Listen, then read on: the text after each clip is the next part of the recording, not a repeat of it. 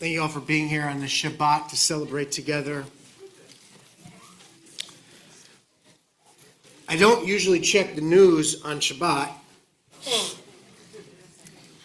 but last night I have friends who wanted to make sure that I knew, and so my phone started blowing up around, I don't know, somewhere around after 10, and I had to check what's the emergency, and so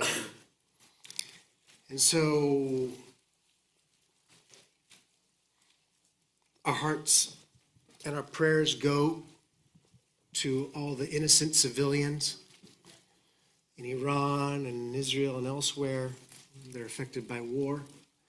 Our hearts and prayers go to our brave Israeli soldiers and their families, and our brave American soldiers and their families. And that we hope that it's fast.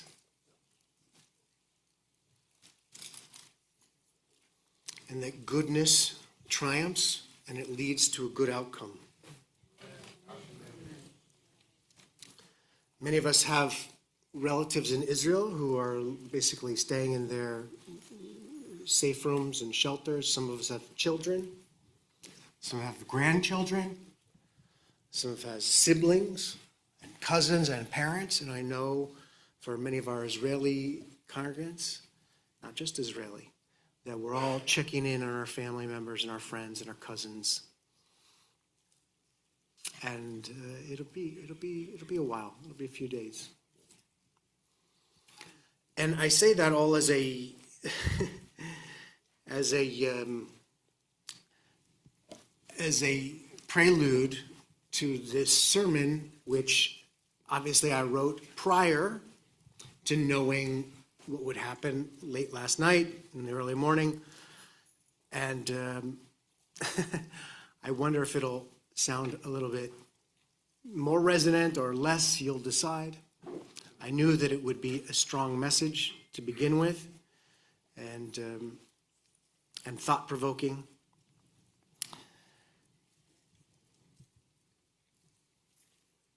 So there's a story. There's a story that was told around the time of the founding of the state of Israel. It's the story of a kibbutz, where at night they would have shomrim, guards who would patrol the grounds because there were still threats at the time of the founding of Israel. So one night, let's say Shmuel was supposed to patrol the kibbutz, and the head of patrol said, look, we don't have any weapons. So what you do is you take a broom, and when you walk around in the dark, hopefully it'll look like a weapon, and if anyone shows up, maybe you can scare them off. So during his shift, Shmuel heard something moving around in the nearby brush, and Shmuel shouts, "Stop, or I'll shoot!" And someone slowly edges out from behind a tree, and Shmuel sees that it's Yossi. Shmuel says, "Yossi, what are you doing? I could have killed you."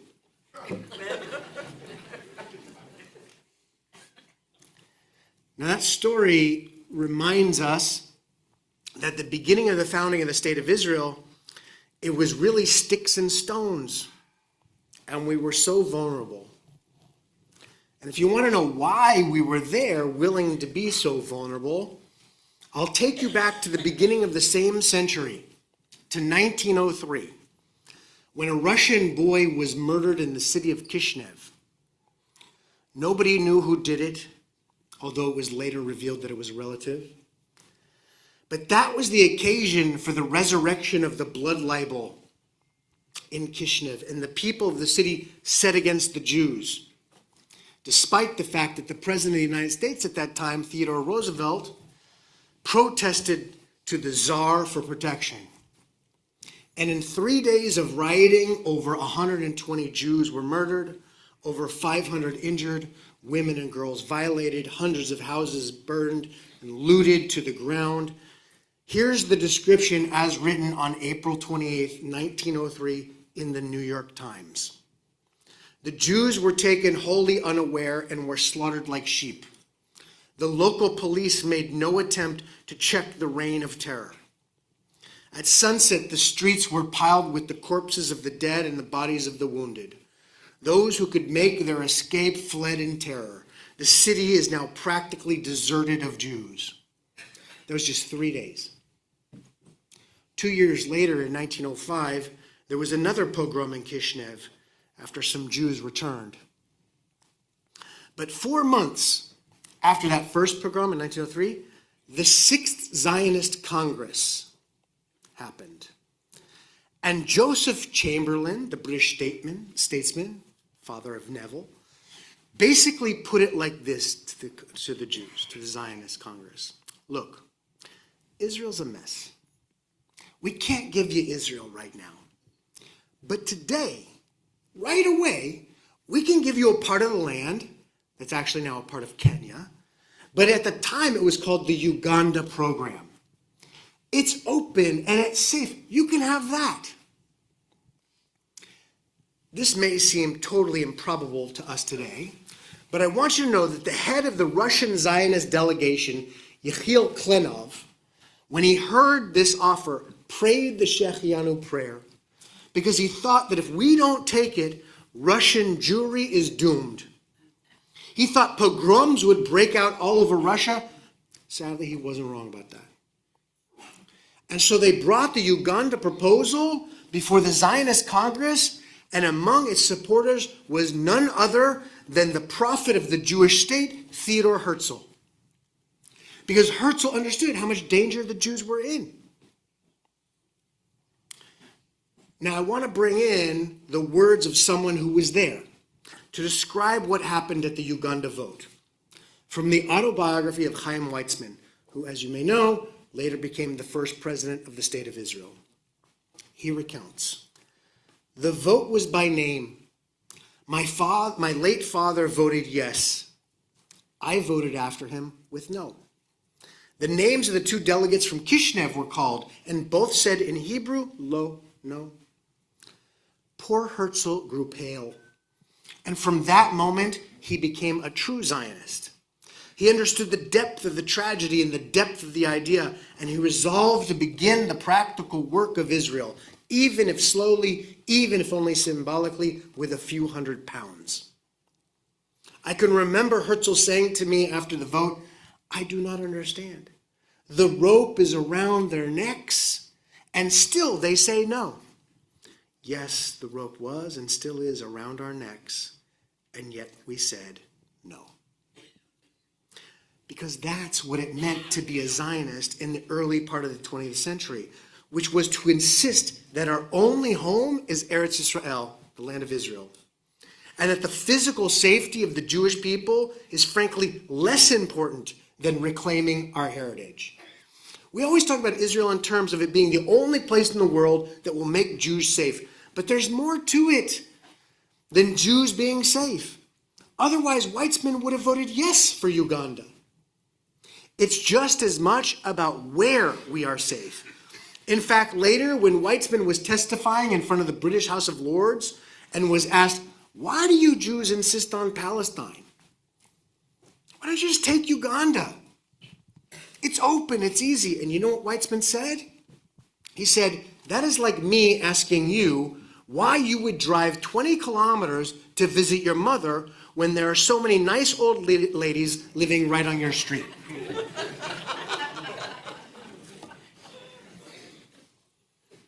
In other words, Israel is our home. Sure, Africa is wonderful and beautiful, beautiful place, but it's not our cradle. It's not where we were born.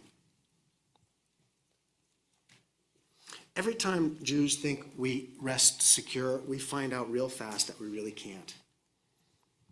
And we all know, sitting here this morning, that Israel suffers, now a war, from deep internal problems. There are social divisions. The Haredim, the ultra-Orthodox, divide the country because of the economic strain they create and the refusal to serve in the army. The question of the judicial reforms is still a fight, and many believe the system of government is at best dysfunctional and completely broken at worst. And the majority of Israelis and Jews around the world think that this current government coalition is either particularly incompetent or disgraceful or destructive, or maybe all of the above. So there's all sorts of problems internally. But one of the things we should remember is that the people sitting at that Zionist Congress, almost none of them came from countries with any tradition of democracy. Think about it. How is it that all these Jews living under totalitarian dictatorships came to the Middle East to establish the region's only democracy? It's astonishing. You think Ben Gurion came from a parliamentary democracy? You think Chaim Weizmann came from parliamentary democracy? They'd never seen such a thing. Okay, Weizmann was in Britain for a couple of years, but besides that, and then you take this parliamentary democracy and you put it in the worst neighborhood in the world, and it's not easy. It's never been easy. So this is Shabbat Zachor. And Monday night is Purim. Shabbat Zachor is the Shabbat of remembrance, when we're not allowed to forget that the threats of the world are real. Because every single time we assume they're not real, we discover to our sorrow that we were wrong. In the Torah, the name given to that terrorizing threat against us is Amalek, an ancient tribe, the Amalekites. Haman, the bad guy in Purim story, is an Amalekite. Amalek represents the one who fights unfair and dirty. They attack the vulnerable, the innocent, make false accusations and lie, hold others to cruel double standards, all while they themselves show no shame, no fear of God, as they demonstrate great insensitivity and profound ignorance. Since, however, the tribe of Amalek has biologically disappeared, Amalek has become a symbol, an allegory, a metaphoric tendency.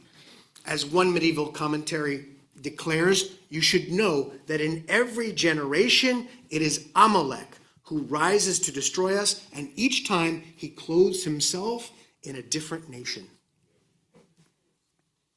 In other words, Amalek in the rabbinic tradition transforms into anti-Semitism itself. And certainly we know anti-Semitism today. Just listen to Tucker Carlson for 2 minutes. But Tucker also blends his anti-Semitism with the newest manifestation of Jew hatred, which is anti-Zionism. Maybe it's not exactly anti-Semitism, but it manifests similarly. Personally, I'm taken with the scholar Adam Lewis Klein's approach to it and his organization, the Movement Against Anti-Zionism.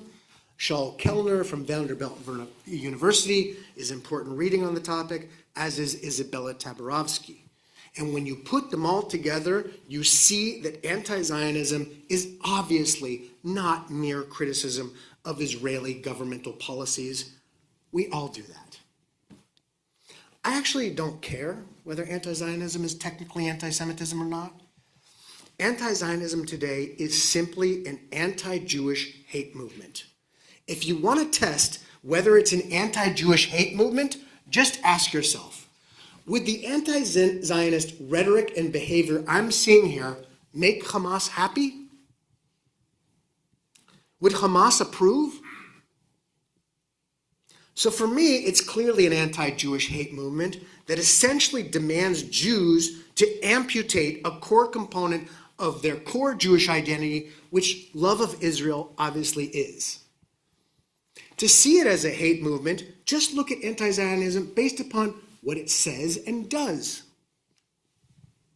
Anti-Zionism exploits Palestinian suffering to accuse Israel, Israelis, as well as any Jew who supports Israel, of demonstrably false blood libels, of genocide, of so-called settler colonialism, and apartheid. Anti-Zionism itself fundamentally seeks genocide, or minimally the ethnic cleansing of 7 million Israeli Jews. Anti-Zionism denies Israelis and Jews institutional rights and entry through cancellation and boycott, seeking to exclude and purge them from businesses and professions. Anti-Zionism is also a rabidly violent movement, vandalizing and damaging Jewish property. It stalks and intimidates and murders Jews worldwide, marking them as Zionists, including the murders in Washington, D.C., Boulder, Colorado, Manchester, England, and Bondi Beach in Australia.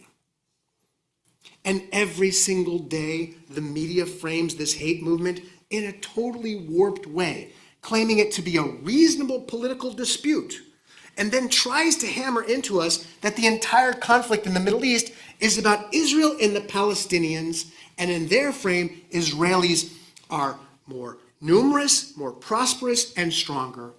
But of course, that is just false. Because Israel's conflict in the Middle East is not just about Palestinians. The conflict is with the hundreds of millions of people in the Islamic world that have been trying to destroy Israel and rid the region of Jews for over 100 years before there was a Jewish state. And the fact of the matter is that most of Israel's wars have not been with the Palestinians. They've been with Egypt, Iraq, Jordan, Syria, and primarily over the last 30 plus years, and today with Iran. There's a much broader regional conflict. And if you know that, the past 2 years plus since October 7th make good sense. If you know nothing of this broader regional conflict and its history, and you only know of or see and hear about images of Palestinian suffering, then you understand nothing about this conflict. But this is Shabbat Zachor. Remember, do not forget Amalek rises in every generation. Remember. Many of you may have heard Brett Stevens' State of World Jury address a couple weeks ago at the 92nd Street Y. It was compelling, thought-provoking. And he, like others before, including Dara Horn, author of the book People Love Dead Jews, highly criticized Holocaust and anti-Semitism education over the past 70 years because it seems clear to him it has accomplished little, if anything, in stemming the tide of anti-Semitism. You may or may not agree or disagree with that. But in their view, in his view, still, this has been all a sad waste of resources, which should be directed to things we know that work, such as Jewish day schools, Jewish camps, and synagogues. Others have taken this step further and argued that this Holocaust anti-Semitism educational effort may have even contributed to the dawn of this new worldwide hate movement of anti-Zionism because it portrays Jewish morality solely in terms of Jewish victimhood. And so if your moral position is determined by your victimhood, what happens when there's a state of Israel with a strong military, when there's real Jewish power, wealth, Jewish influence? Well, we saw what happens. Jewish victimhood transforms almost immediately, within a couple decades, within a generation from the Holocaust. It transforms and becomes completely inverted so that we start to see by the end of the 1967 war, Israeli Jews, and by extension diaspora Jews who support Israel, labeled as Nazis themselves. It was that fast. That's Amalek. For me personally, I think it's still important to teach about the Holocaust and anti-Semitism, but not in order to educate the world about Jewish history, not to garner sympathy from non-Jews, and certainly not to relish Jewish victimhood, but to remind Jews, Zachor, just as Purim reminds Jews that the threats of the world are real. Zachor, remember, by your own peril do you forget. Zachor, remember what it was like without not just a democratic state for Jews, but a Jewish state. We don't need to rack our memories about what can happen to Jews in democratic states like in parts of Australia, Britain, and Canada, with the condition of Jews in France as the harbinger. Zachor, remember what it's like for Jews without a specifically Jewish state to self-determine. That part is crucial. Look, Kol Shofar is going to Romania for a Jewish heritage trip in June. Romania is a parliamentary democracy. And still, the guide explicitly warned and instructed us not to wear any outwardly Jewish symbols while on the trip. Zachor, don't forget. Don't forget that the threats in the world are real. And because they're real, we cannot remain complacent or indifferent. And if there were a sentence or a poem as to why we cannot stay complacent, it would be the poem of Amir Gilboa, who wrote, "If they show me a stone and I say a stone, they will agree and say it's a stone. If they show me a tree and I say a tree, they will agree and say it's a tree. But if they show me my blood and I say blood, they will say it's paint." And for thousands of years, that was true of Jewish blood. To the world, it wasn't blood, it was paint. And now we know that there are millions upon millions upon millions of people for whom that is still true. And yes, it's true that Israel has tremendous military dominance in the Middle East, but what would happen if tomorrow that was reversed? I suspect that not only would there be no Israel, but also it would be like Kishinev, just like we saw on October 7th, because that's what they said they would do. Zachor, we cannot forget. Zachor doesn't offer you a foreign policy, and it doesn't tell you who to support or what to do. It doesn't argue whether you should use military force or diplomacy. Those are the tactics by which you get to an end. Zachor is the simple lesson that as long as there is hatred, there is no certain safety, and for thousands of years, we have not succeeded in living without hatred. There's a true story of Marcel Renicky, a Jewish writer and literary critic, who with his wife survived the Holocaust in Poland because they were hidden by a typesetter named Bolek. And the story is that one night, this Bolek, who was hiding them, had a little too much vodka and began babbling about and said, "The most powerful man in Europe," you know who he was talking about, says that you two Jews should die. I, Bolek, a powerless typesetter, say that you two Jews should live. Now let's see who wins. And that's why they lived. Because one voice, one heart of goodness, one act of sympathy can save a world. There is peril, there is danger. In fact, there always is. But there is also goodness. There's also power that cares for us. There's also a state that has miraculously built itself into a technological, political, military, and economic dynamo. And there is still America and the many blessings of this country. The Baal Shem Tov taught the words now inscribed on the exit to Yad Vashem, Israel's Holocaust Museum. Hazikaron hu sod hageulah, v'ashichacha movila lagola. Remembrance is the secret of redemption. Forgetfulness leads to exile. And so on this Shabbat Zachor, this Shabbat of remembrance, we remember. And as part of that, we learn that there are also many across the world who point to blood and will agree that it's blood. There are many who believe Israel means something to the world, and the world must protect it, and that we are still not alone in this country. There are many Boleks out there. So despite what's been revealed in the past couple of years, we still know that what we've been given is a precious gift.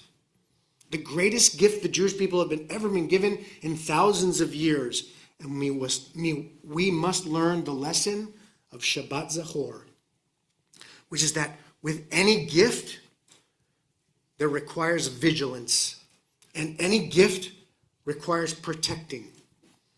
We can be grateful to God for this gift. And so on Shabbat Zachor, on this Purim, let us remember that we must prove worthy of it. Shabbat Shalom. Shabbat Shalom.